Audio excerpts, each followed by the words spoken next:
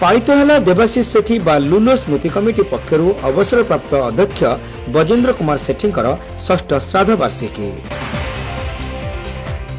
निज आत्मीय स्वजनकर पुण्यतिथि किए केते ढंगरे पालन करुवा बेले सेवा कार्य माध्यम श्वशुर अवसरप्राप्त अध्यक्ष बजेन्द्र कुमार सेठींकर षष्ठ श्राद्ध वार्षिकी पालन करिसेंती बालेश्वर सहरर सामाजिक कर्मी मिनती सेठी।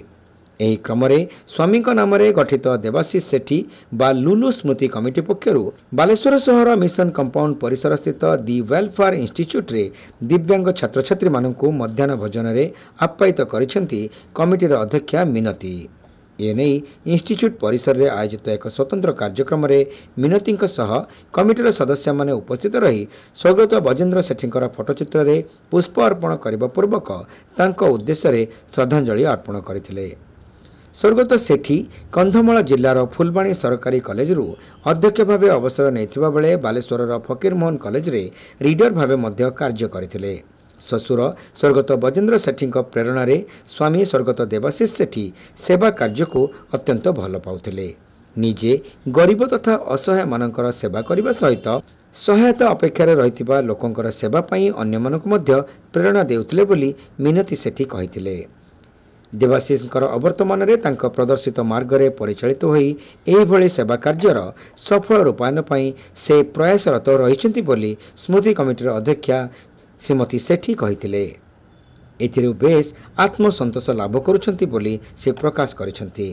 आज मोर हजबैंड को स्मृति कमिटी तरफ मोर आम बापा जहाँ मुझे शशुर कह भल लगे सब मु बापा बोली डाके तो आज षष्ठतम श्राद्ध दिवस अवसर में मुझे भक्तिपूत श्रद्धांजलि अर्पण करध्यम मुझे जनवाई चाहूँगी जो आज जो यही मुकबधिर स्कूल खाया दूसरी उद्देश्य तो से पाखे समस्ते पहुँचतु और मो जेहेतु मो शशुर कि मो स्वामी यही सब पिला भल पाते तो किसी करने को चाहूँगी तो मुझे चेष्टा करी किसी करने जो इच्छा पूरण कर सब कार्यक्रम को आगे नापी आज पिला को आज प्राय 110-15 पिला ये अच्छा से माने लंच व्यवस्था करी मिठार व्यवस्था करी संध्या कि रखी माने रातिर खाद्य देवाई जो से राति खाइबे बर्तमान मु लंच व्यवस्था कर खाया देवी।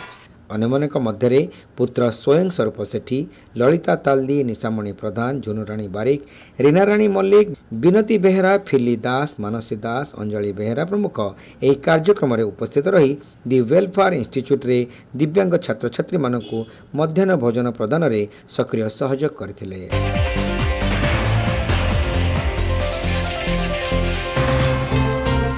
Saint John College of Nursing and Paramedicals रे एडमिशन चली बैचलर ऑफ फिजियोथेरापी बा बीपीडी कोर्स पाई जोगाजोग करंतु। Saint John College of Nursing and Paramedicals mission compound Baleshwar.